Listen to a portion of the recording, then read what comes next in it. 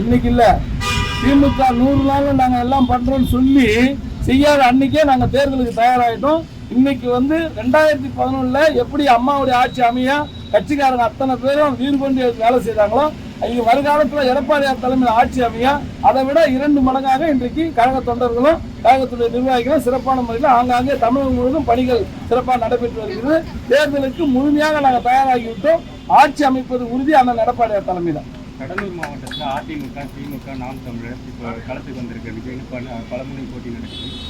கடலூர் மாவட்டத்தில் அதிமுகவுடைய வெற்றி வாய்ப்பு 100% இந்த மாவட்டத்தில் இருக்கிற 9 தொகுதியும் வென்றெடுப்போம். காரணம் என்னன்னு சொன்னால், எங்களுடைய மாண்புமிகு அண்ணன் எடப்பாடியார் அவர்கள் தமிழகத்துடைய முதலமைச்சராக இருக்கும்போது இந்த மாவட்டத்தை வேளாண்மை, அதாவது பாதுகாக்கப்பட்ட வேளாண்மை மண்டலமாக அறிவித்திருக்கிறார். இல்லைன்னா இந்நேரம் நெய்வேலிக்காரங்க எல்லா ஊரையும் பள்ளம் போட்டு எல்லாத்தையும் கறியை உடைக்கிறேன்னு சொல்லி இந்த மக்கள் எல்லாம் வெளியே அமைச்சிருப்பாங்க.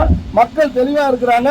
இந்த வருங்காலத்தில் நிச்சயமாக இருக்கக்கூடிய 9 தொகுதி இந்த மாவட்டத்தில் இருக்கும். அதுவும் நான் வேலை பார்க்குற இந்த 3 தொகுதி இன்றைக்கே வெற்றி உறுதி, மாற்று கருத்தே இல்லை. கடலூர் மேற்கு மாவட்டம் 100% வெற்றியை வெற்றி கொடுப்போம். பெண்களுக்கு மாதம் 1000 ரூபா கொடுக்குறாங்க. அது மாதிரி மாணவர்களுக்கு 1000 கொடுக்குறாங்க. பஸ் பாஸ் இலவசமாக மகளிருக்கு கொடுத்துருக்காங்க. இதெல்லாம் தாண்டி அதிமுகவுடைய வெற்றி. அதாவதுங்க, எங்கள் மாவட்டத்துடைய செயலாளர் நேற்று 2-3 எல்லா கூட்டத்திலும் பேசுகிறாரு. அதாவது என்னுடைய தங்கைகளுக்கு எங்கள் வீட்டு சீதனமாக இந்த அண்ணன் கொடுக்குறாருன்னு முதலமைச்சர் 1000 ரூபாய் சொன்னாராம்.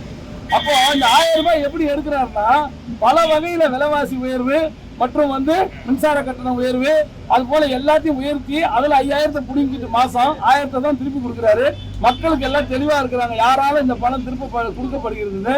ஏன்னு கேட்டிங்கன்னா, இன்னைக்கு எங்களுடைய மாண்புமிகு எடப்பாடியார் பொதுச்செயலாளர்கள் சட்டமன்றத்தில் சொன்னது போல கிட்டத்தட்ட 5 லட்சம் 4 லட்சம் கோடி கடன் வாங்கிக்கிறீங்க இந்த 4 வருஷத்துல.